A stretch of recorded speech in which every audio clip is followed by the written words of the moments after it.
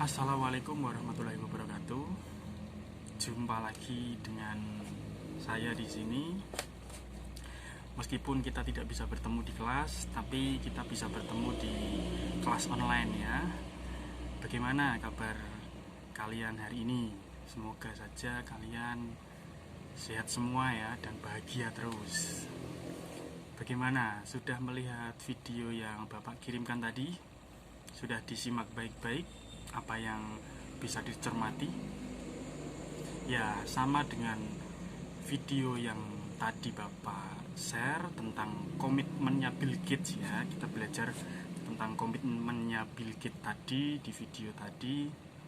Sama dengan topik yang akan kita bahas pada pertemuan hari ini, yaitu tentang komitmen terhadap tujuan belajar. Oke, tadi di awal kan sudah tahu sedikit tentang komitmen ya. Sebelum masuk ke materi, kita penting untuk tahu mengapa sih komitmen itu perlu. Apalagi untuk kita pelajar, komitmen belajar itu berapa penting sih? Betapa pentingnya sih komitmen belajar itu? Nah, kita akan bahas hari ini. Oke, yang pertama tentang seberapa penting sih komitmen belajar itu bagi peserta didik, bagi siswa-siswa semua. Jadi komitmen belajar itu sangat penting. Ibarat orang punya tujuan, itu kalau mau sampai ke tujuan itu perlu banyak aspek-aspek yang diperhatikan. Satu, ada jalan, ada caranya, ada medianya, ada sarana prasarana yang mendukung. Nah, itu ibarat kita misalnya dari Semarang mau ke Jogja, tujuan kita jelas mau ke Jogja, tapi kita harus tahu apa? Tahu jalan. Jalannya ada, sudah ada jalannya. Maka untuk sampai tujuan perlu apa? Perlu media, perlu kendaraan. Kendaraannya ada, misalnya kita mau pakai motor atau bus, sudah ada. Tujuan ada, kendaraan ada, jalannya juga sudah ada. Apa yang belum ada? Usaha kita. Usaha kita ini yang menjadikan kita sampai ke Jogja atau tidak. Maka usaha ini perlu dilandasi yang namanya komitmen. Supaya apa? Kita benar-benar sampai Jogja. Bisa jadi kalau kita tidak punya komitmen, ya kita nggak sampai Jogja. Dari Semarang, ya sudahlah, pokoknya tujuan saya Jogja. Kendaraannya naik bus, jalannya sudah ada. Tapi misalnya nanti macet, ya saya pulang lagi. Berarti kan kita tidak punya komitmen. Maka bisa jadi sampai, bisa jadi tidak. Maka komitmen itu penting supaya apa?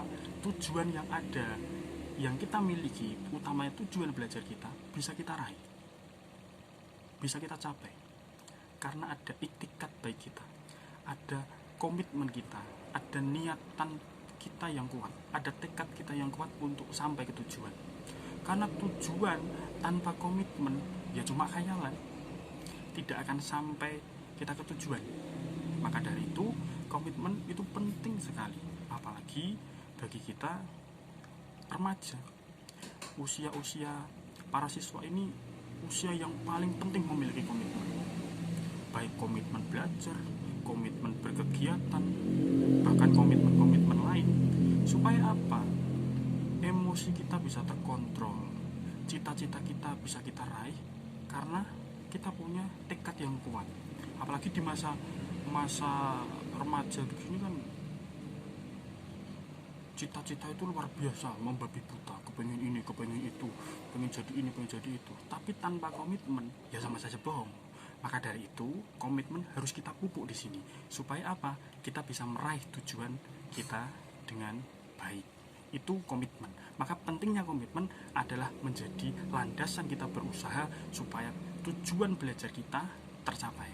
Itu pentingnya komitmen bagi pelajar. Baik, selanjutnya adalah apa sih komitmen itu? Tadi kan kita sudah belajar tentang pentingnya komitmen apa. Sekarang komitmen itu sendiri itu apa? Komitmen adalah keseriusan kita, tekad kita yang kuat. Komitmen terhadap tujuan belajar berarti adalah keseriusan kita dalam mencapai tujuan belajar kita, keseriusan kita. Maka komitmen itu adalah aset berharga dari kita, sebuah harga diri kita untuk mencapai tujuan yang sudah kita rumuskan atau sudah kita inginkan. Maka komitmen itu bisa banyak bentuknya. Ada yang komitmen untuk bisa belajar giat tiap hari, ilmunya nambah. Ada yang komitmen nilai ujiannya bagus. Ada yang komitmen pengen lulus cepat. Ada yang komitmen pengen masuk ke perguruan tinggi negeri yang baik.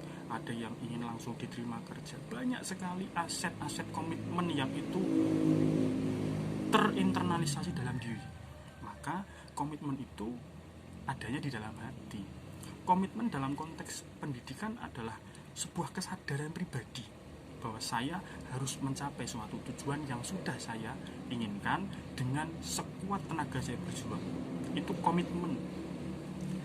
Maka komitmen itu timbulnya dari dalam hati, dari dalam diri. Tidak bisa komitmen itu orang lain yang buat kita yang melakukan, tidak bisa. Komitmen itu hadir dari diri sendiri, untuk diri kita sendiri, untuk mencapai tujuan yang sudah kita inginkan, yang sudah kita catat itu, saya pengen ini, maka caranya adalah kita punya komitmen.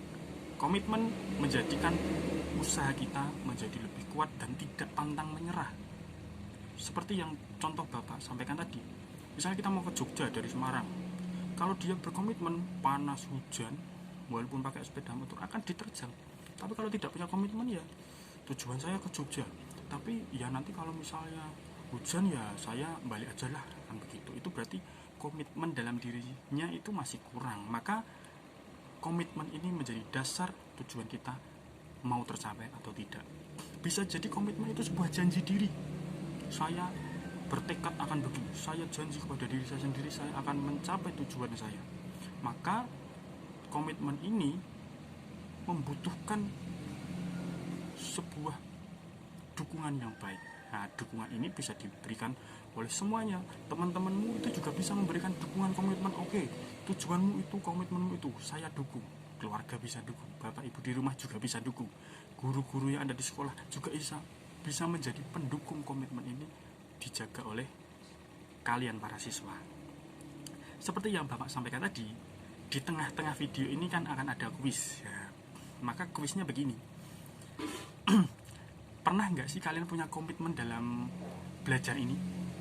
Dan setelah kalian punya komitmen itu, efeknya apa? Dampaknya komitmen itu terhadap belajar kalian gimana? Nah, itu kuisnya. Nah, jangan lupa kuisnya dijawab di kolom komentar ya. Oke. Baik para siswa sekalian, bahwa memiliki komitmen itu bukan berarti kita akan sibuk dengan urusan kita dalam mencapai tujuan. Kita tidak akan bisa bermain lagi dengan teman-teman, kita tidak bisa membantu orang tua, kita tidak bisa berkegiatan lain, kita tidak bisa berorganisasi, kita tidak bisa bermain gadget. Bukan seperti itu. Justru dengan memiliki komitmen, kita belajar tentang manajemen kegiatan. Kita punya kegiatan-kegiatan mana yang harus kita prioritaskan. Kita bisa mengatur waktu, kita bisa membagi waktu. Dengan tujuan saya yang begitu, dengan komitmen saya yang begitu, maka saya harus melakukan ini. Waktunya belajar, maka saya harus belajar. Saya harus menghentikan aktivitas bermain HP dan sebagainya. Berarti dalam memiliki komitmen, kita juga belajar tentang mengelola waktu. Kita belajar mengelola kegiatan, sehingga komitmen ini juga berdampak pada kegiatan lain yang tertata, sehingga bisa efektif dan efisien, sehingga tujuan kita yang kita komitmenkan juga akan lebih mudah untuk kita capai karena ada tekad dari dalam diri yang baik. Itu untuk penjelasan materi kita hari ini. Bapak kira cukup. Di bawah nanti akan Bapak berikan soal, bukan soal ya, tapi lebih kepada lembar kerja, bisa anak-anak kerjakan. Jangan lupa nanti dikumpulkan, waktunya 1 minggu dari hari ini. Terima kasih, semoga anak-anak selalu sehat, selalu tenang pikirannya, selalu fresh ya, walaupun di rumah, walaupun social distancing, physical distancing dengan orang lain, jaga jarak dengan orang lain, tetap bisa belajar dan tidak bosan, tidak malas, tidak jenuh ya. Dan semoga kita berdoa saja, semoga pandemi COVID-19 ini segera berakhir dan kita bisa kembali bertemu di kelas. Oke, semoga anak-anak selalu sehat. Pokoknya terus demikian. Assalamualaikum warahmatullahi wabarakatuh.